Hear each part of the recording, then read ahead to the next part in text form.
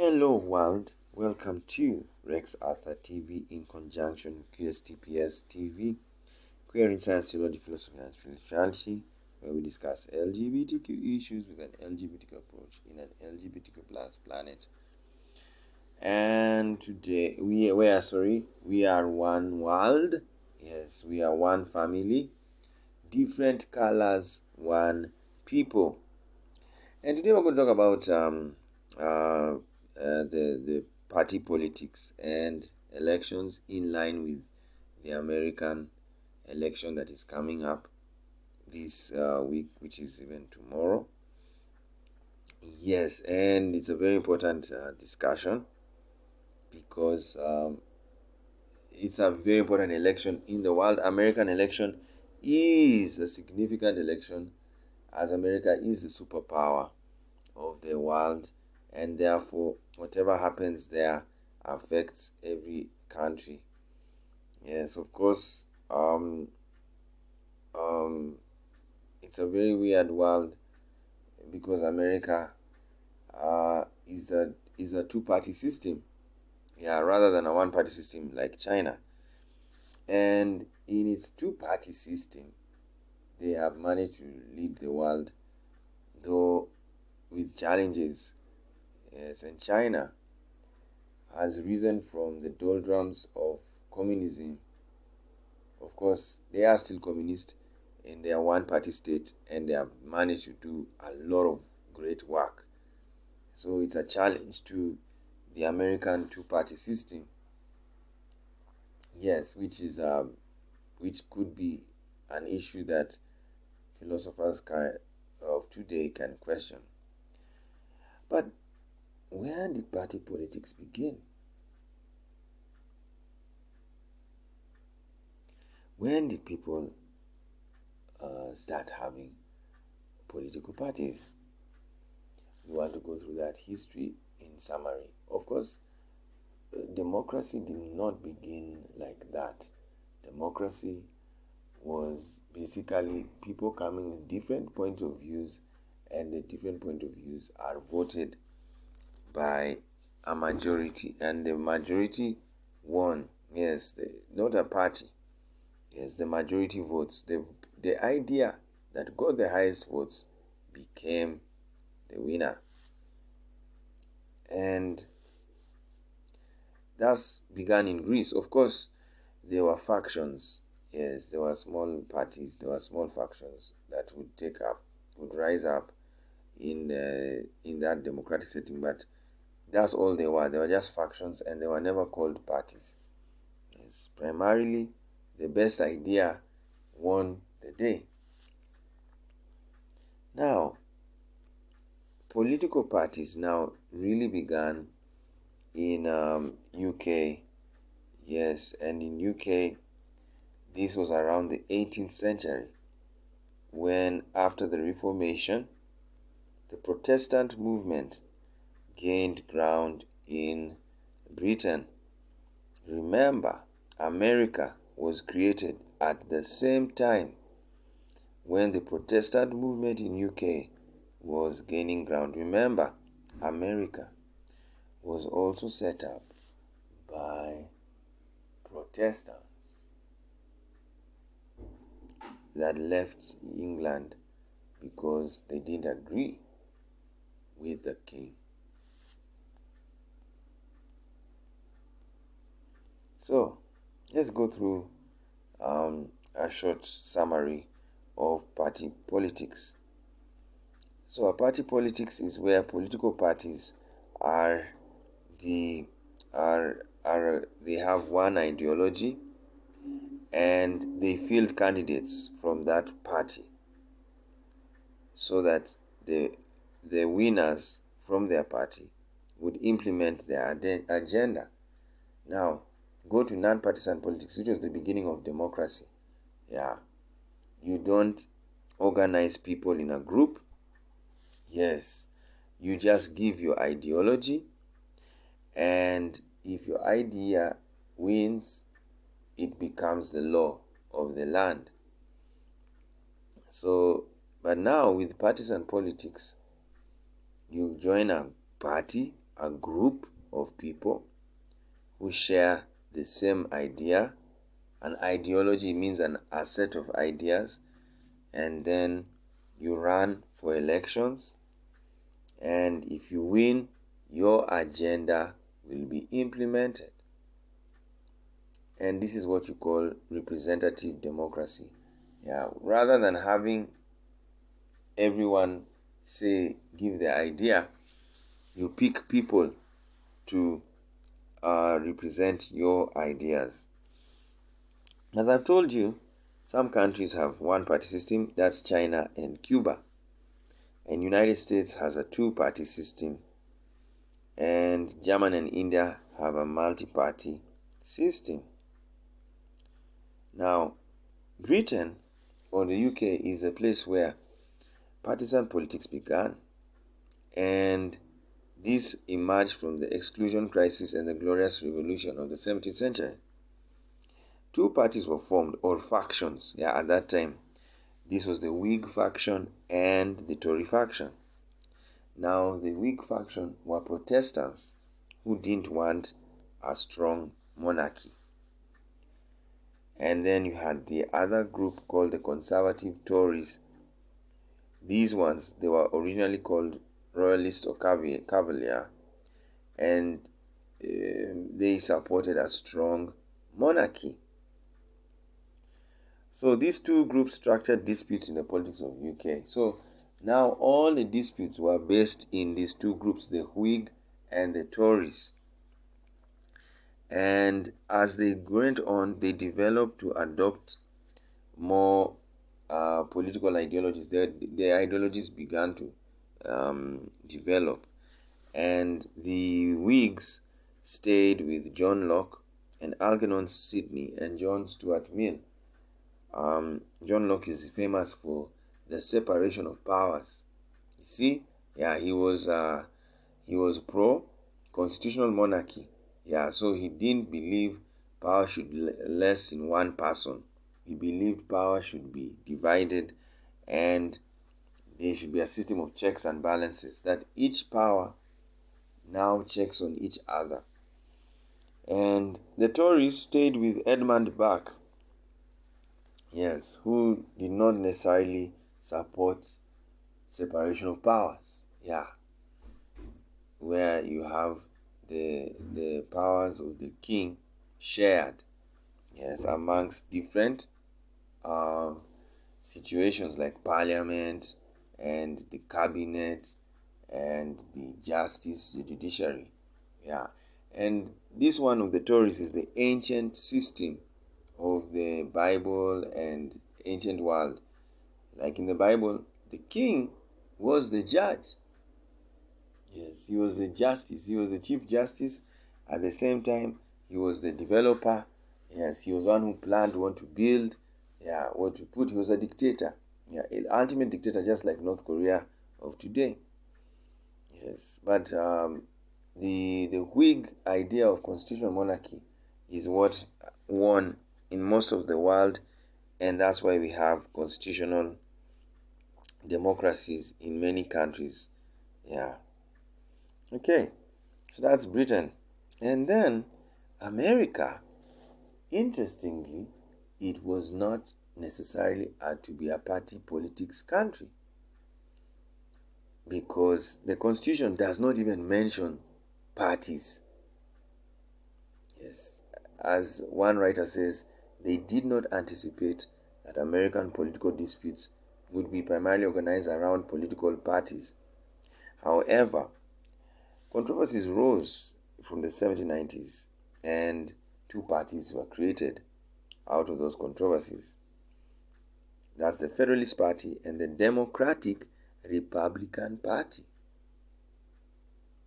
The Democratic Republican Party was led by Thomas Jefferson, and the Federalist Party was led by Alexander Hamilton. However, these guys reached a consensus in 1816 to end party politics. So you see, America didn't want party politics. But there were so many controversies, they formed parties. But then when they reached in 1816, they said, no, we must end it. it's not building our country. And now they had a decade called a period of known as era of good feelings. Yeah, because they were one. Yes, no party politics. Then the Democratic Republican Party split in 1824, and it led to two major parties that would dominate American politics. The Democratic Party was led by Andrew Jackson, and the Whig Party established Henry Clay from the National Republicans and from other anti-Jackson groups. So the Whig Party, the constitutional party like in UK, was now what you call the Republican Party. And that's the Republican Party took over the Whig Party when it collapsed. So you see, they are very more constitutional than the Democratic Party, which Andrew Jackson took over. Okay, so, and then you find other countries. In the 1848 revolutions in Europe led to liberal beliefs to spread and the formation of representative parties. And this led to the creation of socialist parties, because Karl Marx was the main philosopher at that time, and he was discussing the importance of socialism in his point of view, in his perspective, as an alternative to the capitalism, yes, which was the capitalist system, yeah, where you have the owners of production being the rich people, elite, aristocratic system, yes. And so he supported workers forming parties, yes, and that's what he had, the communist parties and the socialist parties. So Karl Marx was very instrumental in creating left-wing politics, yes, and through socialism and communism. So with time, all of these parties, they took over politics, especially in places like China and Russia. Yes, the USSR was a socialist Soviet Union. Yes, and then you have the Chinese Communist Party that was also formed because of the teachings of Karl Marx, of socialism, that production should be owned by the means of production should be owned by the poor or the workers rather than the rich. Yeah, so that was the biggest, and it was the biggest change in politics ever. Because still today, now you find the world has been divided into that situation.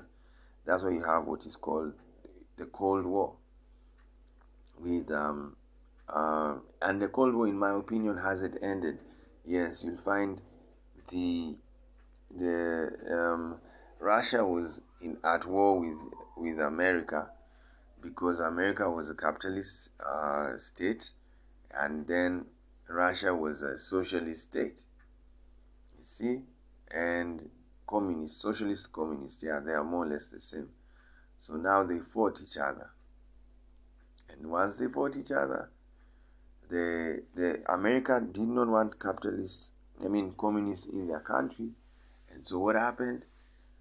They did what is called the McCarthyism, the tribunals of McCarthyism. This is a period where the McCarthy committees were set up to check whether there were communists in America. You see, yes, and many people were flushed out. By flushed out, I mean they lost their jobs for being communists. Yes, that's what happened in America. So it was a tough time. Yes, in the 1950s. Yes, because Russia was also becoming very powerful as a socialist state. And then you have the Cuba crisis that happened, the missile crisis that happened when Kennedy was in power, because Cuba was, and it still is a communist country, therefore socialist ideals. Yes, and so America was scared that Russia would give Cuba missiles to attack America. Yes, so there was that disaster that happened, but luckily it didn't. The Bay of Pigs and all of that. If you read the history, you will know that story. Very interesting history. Yeah, and then Reagan comes into power and tells off Russia. Remember, even Germany was divided because after the World War II, they divided Germany amongst the powers, and Russia took part of Germany, East Germany, and America and France, they took West Germany together with Britain. Yes, and since Russia was a communist nation, the communism was established in Eastern Germany, and now Germany had been forever in the socialism spirit or system, yes, until 1994 when the Berlin Wall came down. Remember, Reagan had told, yes, he told Gorbachev, tear down this wall. Yeah, so that time he was telling him to tear down the wall that was in Berlin that divided Germany into the Western capitalist and the Eastern socialist. Yeah, so the wall finally came down, and the Cold War subsided because now Russia had even lost its power, having with the USSR collapsing in the 1990s. Yes, and many countries became their own states without Russian control. And as that happened, China remained communist. Yes, and it went on even with the new constitution 1982. Yeah, and they remained communist. However, they left a significant part of communist teaching by Mao Zedong. Yeah, that was very more strict. Yeah, very strict communism. They left it, and now they have quasi-communist system because they still borrow from capitalism. Yeah, and they make money. Yes, they are now involved in capitalist trade. Apple has companies there. You know, many companies from America have set up shop in China, which Mao Zedong would never have allowed because they are capitalist. Yeah, so China is also quasi, and it's slowly China is going to become free with time. Yeah, because capitalism has made Russia and China rich. Yes, you see, so they are actually even becoming more and more capitalist as time goes by. And even the so-called Cold War is not necessarily there. It's not as cold as you would think. Yes, the only war they're having is competitive war. Yeah, who is richer than the other? Who is making good money? Yeah, whose life is better, an American or a Chinese? That's all. Yeah, it's no longer ideological because ideologically speaking, China is not really staying communist. Yeah, it's boring communist. It has a lot of capitalist tendencies, much as it has politically kept the communist system. Yeah, they are a one-party state. Yeah, so that's what has happened to the parties of the world. So you find in Africa, yes, now you'll find more the war between Chinese backed governments and American backed governments. Yeah. So that's what's happening in Africa. Because even Africa never supported, yes, the war between America and Russia and China. Yes, you know, so they are what you call the non-aligned movement. Yeah, they didn't want to be siding with any political view. Yeah, of course, Africa began with communist tendencies, yeah, with the socialist tendencies of the Lenin and Karl Marx, because the Lenin was against imperialism, and Africa is and was against imperialism. Yeah, so it was very easy to support Lenin. Yes, and after that, the imperialists left Africa, and Africa now took over imperialist systems. Yeah, so it was they ended up now still friending the imperialists they had loathed. Yes, and so And China also now rises as a powerful country with money, which may also has could can be accused sometimes of imperial tendencies, but they are not imperialist because Africans are still in power. Yeah, so and all you have to do is bargain with with a Chinese or a European. Otherwise, Africans must never be told that they are the imperial forces are come back. They are gone. Yes, because you are in charge of your resources. Yeah, so it is you who has the bargaining power. Yes, this I don't believe in. I don't necessarily believe in neocolonialism as being a threat in Africa because in reality Africans are in charge. Yeah, so it's they are the ones who bargain contracts and make deals with other Chinese countries and Europe. Like now, China is building a lot in Africa, but they're not building as colonialists. Yeah, they are building as deal, yeah, as partners with Africa. However, where we've told China to change is the loan arrangement. Yeah, you don't have to do loans with Africa. Africa is so poor. Yes, it doesn't need loans. Yeah, it needs aid. Yeah, so China should work with Africa in that sense. Even Europe, yeah, don't give, even World Bank, yeah, don't give Africa loans. Give Africa money. Yeah, it's so poor. Yes, most of the people don't have jobs. Yeah, the average income per capita in Africa is roughly $3,000. Roughly, even could be $2,000 per head. You see, yeah, compared to the $60,000 per head, 80, not even 60, $80,000 per head of Europe. Yeah, yeah, roughly 60 to $80,000 per head. Every European you see is worth that, but an African is roughly less than $3,000 per capita. You see, so how can you give a loan, yes, to someone who is worth that? Yes, you're supposed to help him until he reaches the level, the European level. Yeah, that's when we can borrow. Because you can't give a loan to a poor man. How will he pay you back? Unless you want to get his property. So maybe that's what is called the neo-colonialism. Yeah, where now the imperialists come as loan sharks. Yes, creditors. Instead of coming as lovers, yeah, fathers and mothers caring for Africa. Yes, that's what we are calling compassion. We need compassionate capitalism in Africa. Yes, so that you don't come to us with all of that. Yes, the whole. You don't come to us with hidden in imperial clothes. Yeah, we give you a loan. Yeah, just take a loan. Yes, and then we can't pay the loan. Yeah, so now the creditor says, "Oh, you can't pay the loan. We will own the property we've built until you pay back." You see, wrong.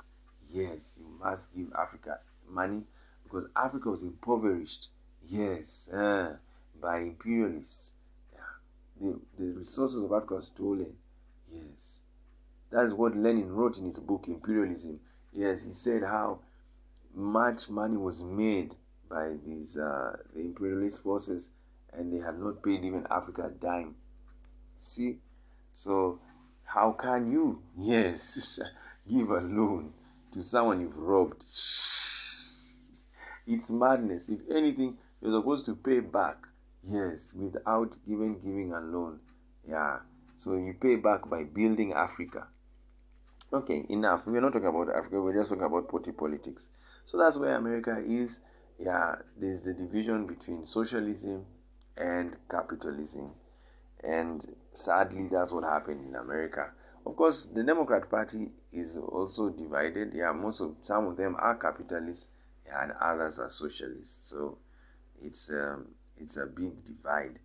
Yes, not so big, but as I've told you, the fact that there are Democrats who are capitalists, yeah, it's a sign that America didn't accept socialism fully.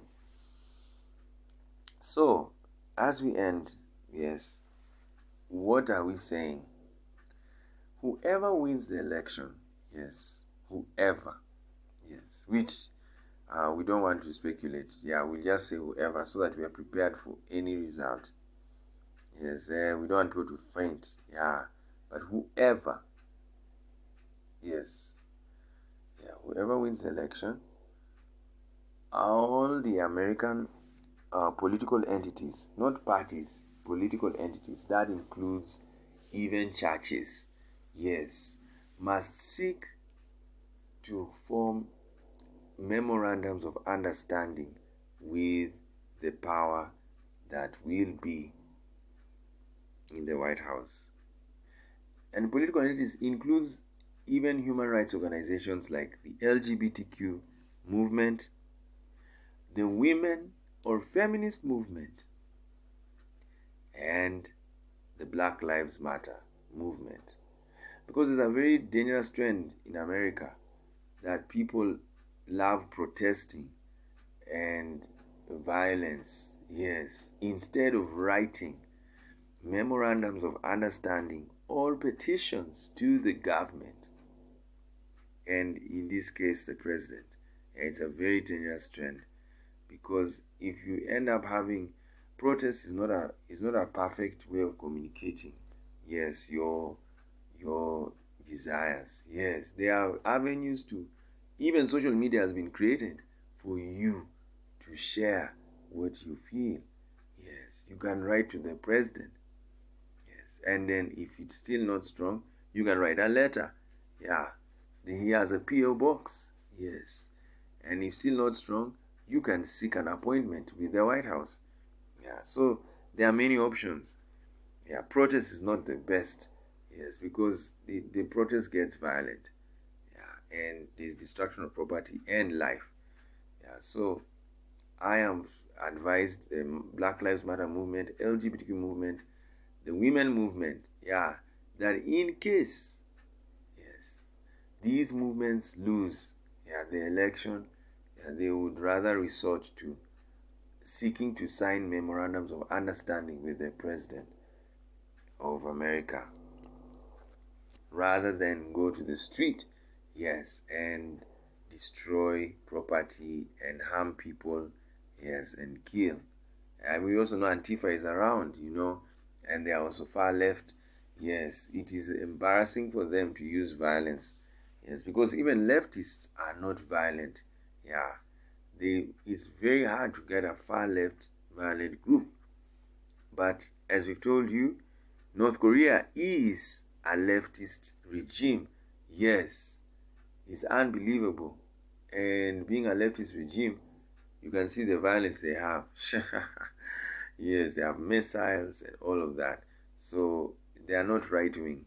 They are leftists, they are communists. Yeah. I know some people will be like, but maybe they are far right, because even Hitler was a socialist party. The Nazis were a socialist party, but they are called far right. Yes. Yes, and the far right because they were very nationalistic. Yeah, so that's why they were called far right. But it's a very dicey discussion. Yeah, because when you're a socialist, it means you're a leftist. Yeah, you stand for leftist ideals. Yes, and that includes the production of, the owner of production. Yes, owners of the means of production are the people, not individuals. Yeah, groups of people. So that's nationalization of property. Yeah, you nationalize government, you nationalize services. Yes, you don't put services that belong to the people to the hands of private hands. Yeah, so that's leftist. Yes, it wouldn't be necessarily capitalist. Capitalist regimes, right wing, even if they are far right, there's a lot of privatization. Yes, there's a lot of individuals, elite, yeah, owning the means of production. Yeah, so that's what I would call right wing. Yeah, so anyway, that Hitler's whole issue is beyond his understanding, but nonetheless they committed crimes. Yeah, you see, what I'm laughing about is you don't know whether to call them left or right, and because they committed crimes, people don't even want to care. Yeah, they were a criminal regime. Yes, just like the apartheid regime in South Africa. So, so we've given one point. Yeah, memorandum of understanding. Yes, should be created, and secondly, dialogue. Yes, and a lot of conversation should be fronted as the means of solving disputes and conflicts in two-party system countries. Yeah, because the trend is there's too much ad hominem politics. People attack each other based on who they are. Yes, you see, that's what you call in boxing hitting below the belt. Yes, you can't attack the policy. Yes, so the only thing you're doing is talking to the emotions of people. Yeah, that guy is stupid. Yeah, he's a sick guy. Yeah, he's a sicko, he's a wacko. Yeah, you see, what is that? That's not an ideology. Plato will run mad when he hears that. That's what's called politics. Yes, because when you read Plato and Socrates, yeah, they are not talking about that. Yes, nincompoops and all of this. They are focusing on the systems of government. Of course, they had ad hominem. Ad hominem is not necessarily bad. It's just that it's not focused. Yeah, it's even to some extent I call it even Nazi. Yeah, because you are attacking someone for their identity. Yes, which Nazism, that's what Nazism is. Yeah, it's where you attack someone for their identity. You exclude them from power because of who they are. Yes, that's Nazism. Yes, they killed Jews. They were not German. In their view, they were not Germans, but they were Germans. But in the view of the Nazi party, they were not Germans. So they killed them. You see, that's identity politics gone far. Yes, beyond, yes, humanity. Yes, it becomes inhuman.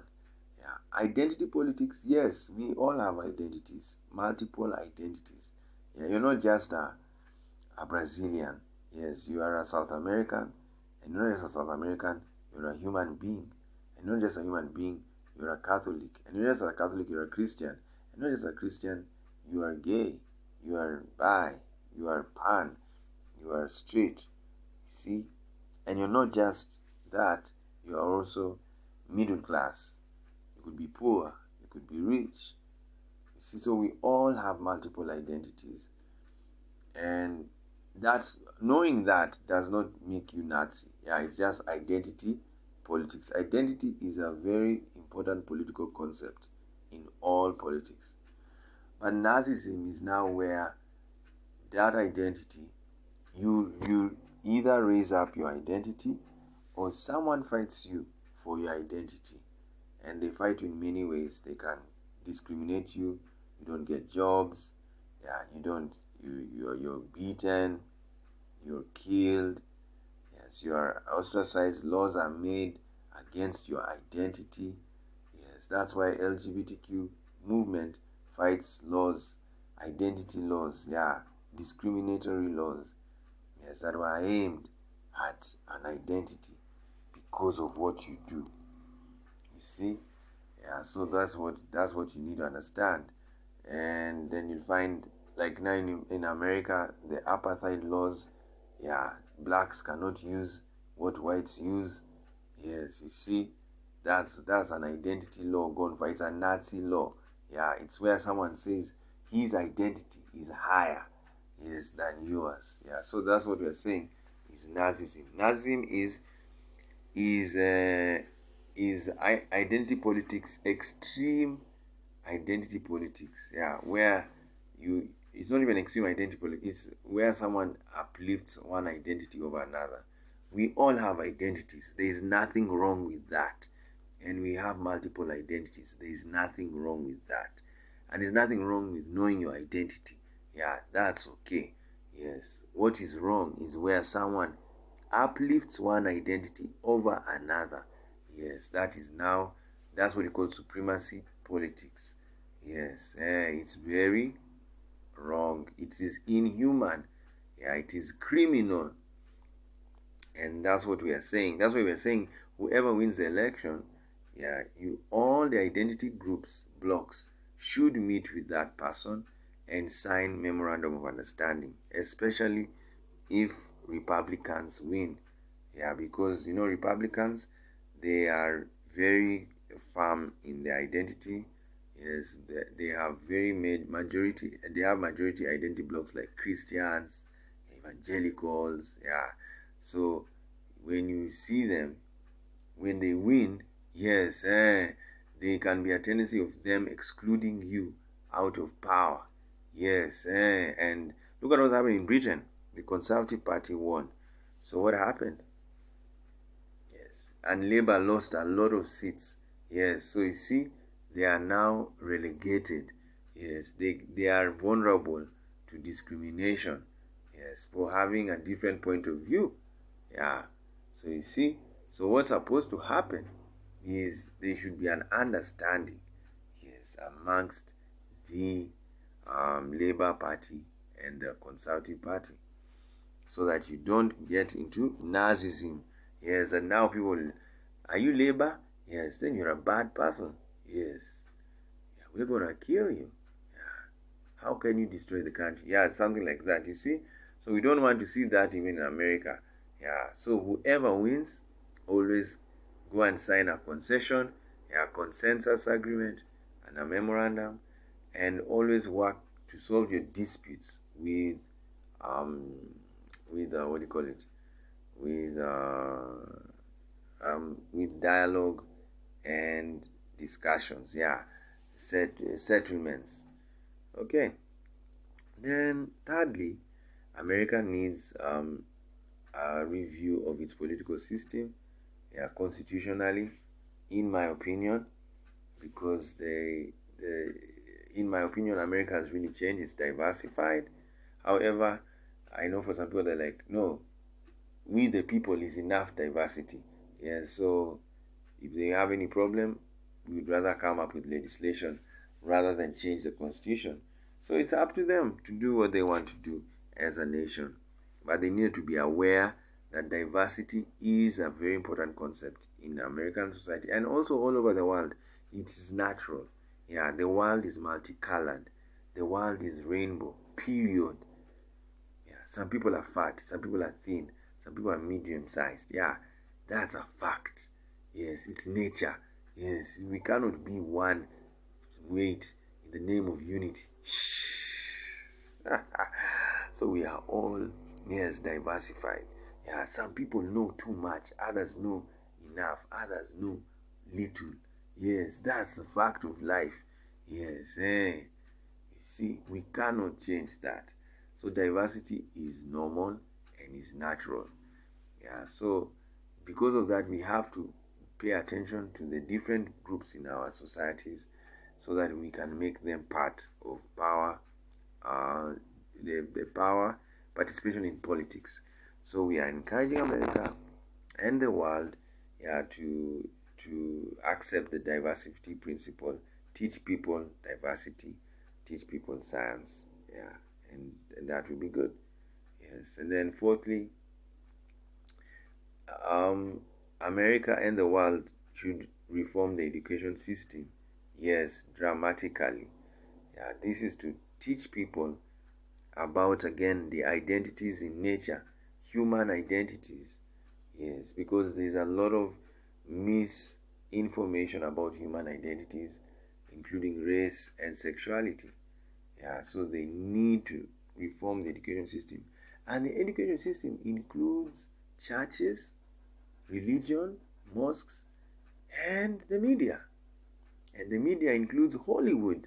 Yes, so there's a real need for all the education system, which includes Hollywood and religious entities and the media. Yes, and even books. Yeah, you see, authors, anyone who communicates, including social media. Yeah, they need to educate people about human identities. Yeah, because people don't know why they are black. and people don't know why people are white. You see, and that's why there's racism. Yes, because people don't know why someone is white. You see, and yet there's enough science to explain that. People don't know that the world is 4 billion years old. Yes, they are voting knowing the world is 6,000 years old.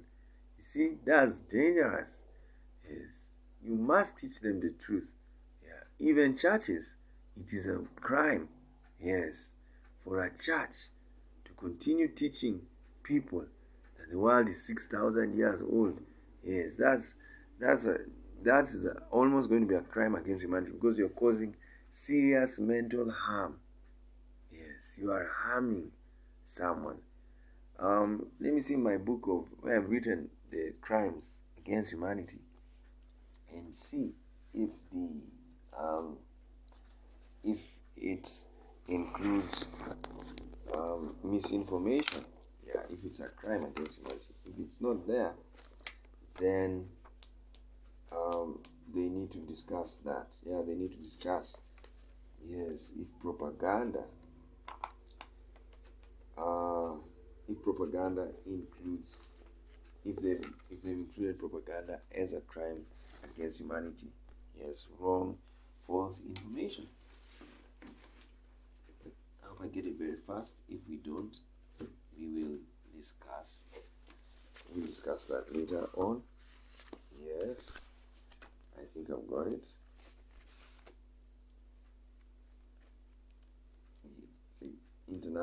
The Rome Statute, which we encourage many nations to be part of. Yes, it's very important. So they are, okay, good. Improper use of, this causing serious mental harm, and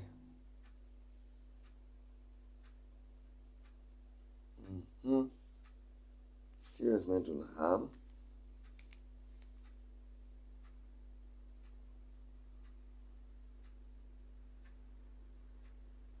They have what's called other inhumane acts, and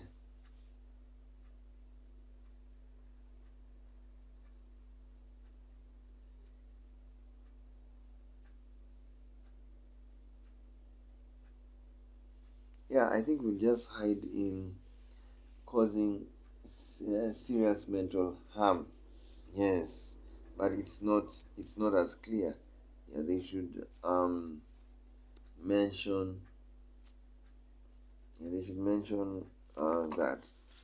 Yes, it's inhuman not to tell someone the truth about life. In my opinion, yeah, you must tell people the truth. Yes, in my opinion. Yes, I know maybe that's too far. Yes, but I think it is, because it is inhuman to not to tell people the truth of who they are. Yes, human identity is a very important part of psychology. So if you deny people that understanding, yes, it will, in my opinion. I know for the people, they're like, no, not everybody understands everything. Yes, the way you will understand. Yeah, so it cannot be inhuman, because if the person doesn't understand, yes, is his lack of understanding inhuman? Yeah, so it's just me. What I'm just trying to say, all education should be very clear and very based on scientific data to make people understand, yeah, racism, homophobia, transphobia, misogyny, yes, even androphobia, fear of men, yes, has to be addressed. And you only address that through teaching. You see, yes, through teaching, which is education. And you can educate people through Hollywood, media, and religious entities. Yeah. All right. So that's all we could say today. Yeah, we are praying for Americans, and we are wishing them a good and peaceful election. Yes, both now and after. So we clap for America. There's not been incidents of pre-election violence. Yeah, so now we're waiting to see if there will be election violence, and then we'll also wait to see if there's post-election violence. So we pray for them that they don't go through that. It's very bad. It's tasking for the economy, and it's not worth it. Yes, you need to keep your country one and safe. Yeah, and you need to love your country more than anything. Yes, of course, love God. Yes, but love your country, love your countrymen. Yeah, irrespective of who they are, and love humanity. Yeah, love human beings. Yeah, so, and know that politics is to make the world a better place. Yeah, to heal the world, make it a better place. We are building the kingdom of God on earth. Yes, together. Yes, not just Christians. There's some Christians who they want to build the kingdom of God, but it's them to build it. No, we are building it together with Muslims, LGBTQ persons, women, men, and all of that. You see, yeah. So that's what we are saying. Yes, that we are all together, and that's what maybe China is like that. It's a one-party state, so people could be encouraged to build the country as one. However, we know China's has a problem with diversity because they discriminate against the minorities in China, which is very wrong. Yeah, it's criminal. It's a crime against humanity. Yes, to arrest people of a certain gene group. Yes, and put them under torture or in like the concentration camps where they put the Uyghurs. Yeah, that's wrong. It's a crime against humanity. And I pray and hope the UN tells such countries to be part of the Rome Statute, yeah, so that they can avoid committing crimes against humanity. Even America is not party to that, and so is Russia. And they need to be part of the Rome Statute so that they don't become, yeah, victims of crimes against humanity. You remember, apartheid is a crime against humanity. You see? So when the Rome Statute was formed, America should have joined quickly. Yes, so that Black Americans who face discrimination, yeah, can lodge a complaint in the International Criminal Court. Yes, that's the power of the Rome Statute. Okay, guys, so those are the points I had, and that's all. We will keep on musing about party politics. Yeah, I am right now in a situation where I'm musing about that, thinking about the world, thinking about democracy. Remember, everything evolves. Yeah, so even that includes the politics. Yeah, it's in evolution mode. We are ever changing. Yeah, making things better. Yeah, that's what evolution is, making things better. When you look at the primates, the chimpanzees, yeah, do they look handsome and beautiful? You see, yes, we get better and better. Yes, that's it. That's evolution. Yeah, they nurture, the organisms become better, and I believe God is involved in evolution. So you see, He's the one making things better and better. That's why the Nigerian writer or the Ghanaian wrote that. I think it's a Nigerian, Emeka, I forget his name.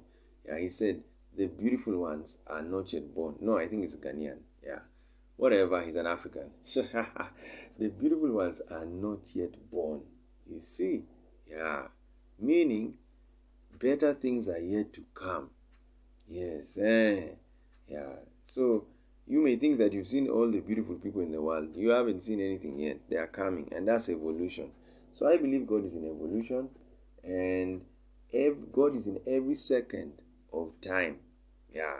So when you look at a chimpanzee, the teeth, yeah, the hair, it's too hairy. Yeah. Then you find we got better. Yeah. Now we are nice. We look less hair. Yes. You see, nice teeth. Yeah, that's human beings all over. Yes. We live in houses. We are better than them, than the chimpanzees. Reason, we evolved. And God is in every second of time, and that includes evolution. And we're going to get better with 10,000 years to come. Yeah, the humans won't look like us. By God, they may even start flying. It's true. Yeah, so let's understand. So now, that being the case, everything evolves, including electricity, energy, yeah, knowledge, the media. Who said the media is going to be telling news forever? They're going to get better. Yeah, they'll start teaching. Yes, they'll start interacting with their audience better and better.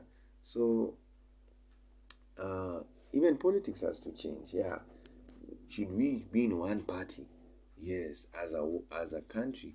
Yeah, and then different views are mentioned in that one party. Yeah, is China doing well with that? Yeah, do they have less war? I know it may sound boring. You know who is the Biden in China? You don't even know. Shh. But they are making money. Yeah, their life is wonderful. Yeah, they are trying. Yeah, they are coming up as a country. So who knows? I know China has one tribe. Yes, with very small tribes. But who knows? Yes, it could be better with one party state for the whole world. Yeah. So we evolve. So we should try and compare and see which systems work. Yes, if it works, well and good. If not, if you still want entertainment, yeah, someone saying, get out of my life. Yeah, I don't need a Republican or I don't need a Democrat. I'll step on a Democrat tomorrow. Yeah, things like that. If you like that, go on. But some people don't like it. Yes, yeah, because it's too divisive and you end up fighting each other and killing each other. Yes, in the end. Yes, you see? So we are going to be talking about party politics. As we've seen, we've already talked about it and told you that in the beginning, even America was never designed to be having parties.